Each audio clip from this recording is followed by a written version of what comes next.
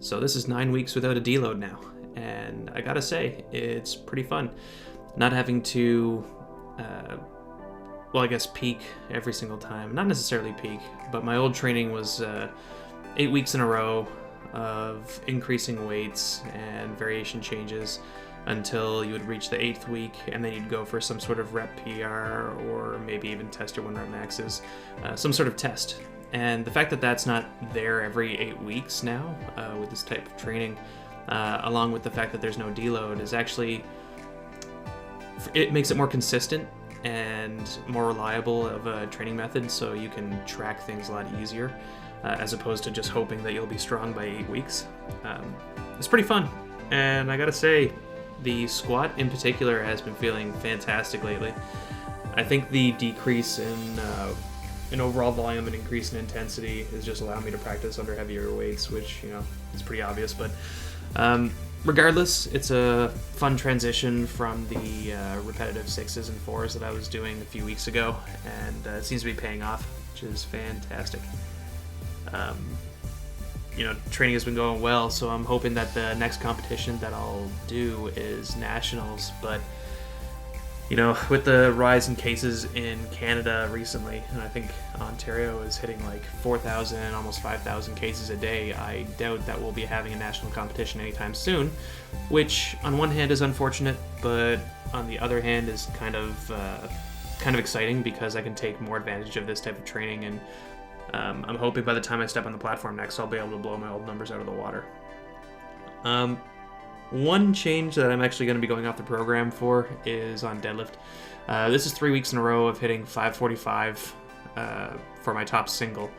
And although this week it moved better than last week, which is nice, but, I was telling myself, if I don't hit at least under an RPE 8, then I can't go up in weight, or I can't make any changes. Like, the performance has to be good enough that whatever top single I hit feels like a 7 or a 7.5. That wasn't the case this week, but I'm still going to go up in weight next week by a little bit, just because I'm just getting bored of loading that same number the entire time. If it's a mistake, then I'll give it a week after and try it again, and if it's still not good, then I'll do a little mini deload on the deadlift specifically. But yeah, I just figured I'd give it a shot. Still gotta live, still gotta have some excitement rather than just stay totally evidence-based. Evidence being what you're performing as.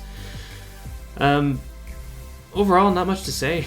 For anyone who's interested, I'm filming a podcast today, as I'm recording this on Sunday, April 18th, 2021, on, I don't want to spoil anything, but me and my co-host, Joel, of the Fostering Wellness podcast, we're going to be doing a brief summary of some specific conditions, which we've done in the past as an episode.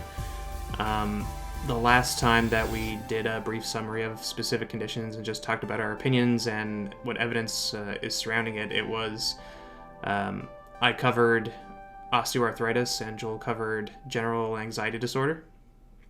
And today what we're going to be doing is I'm going to be covering sciatica, and Joel, he actually hasn't told me what he's covering, so this is going to be fun.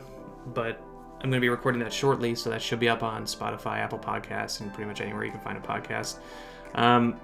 Also have some movement going on in the business world that's exciting, but maybe I'll talk about that in a couple weeks when things actually get formalized. But for anyone that doesn't know, I do online coaching in a very limited fashion right now, just so it doesn't interfere with the actual work that I do as an RMT.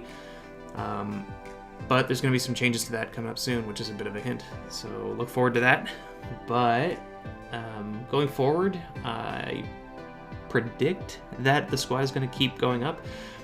Despite the RPE numbers that I put up for each squat session here, it's all felt extremely consistent and comfortable, and I'm actually, I was having fun in the program before, but even more so now that things are trending upwards, which is kind of a common theme with a lot of people. When things feel good, you get more excited about it, obviously. But hoping that continues. But either way, I gotta prepare for a podcast, so feel free to tune in, and thanks for listening, guys. Take care.